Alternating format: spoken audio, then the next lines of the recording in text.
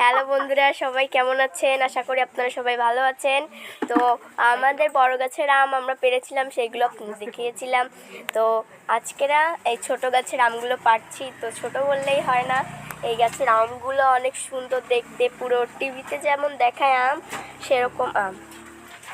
তো দেখুন আপনারা একটু দেখুন আম, কত সুন্দর সুন্দর আম। সব আমগুলো অনেক সুন্দর দেখতে। এরকম মাছ মুছে এই যে আম এত বড় বড়, ওরে বাবা অনেক সুন্দর আম দেখুন। দেখুন আমার পিঠে একটা আম পড়েছে, আমার পুরো বাবা পিঠটা পুরো ভেঙে আগের দেবেন না। এই দেখুন এই যে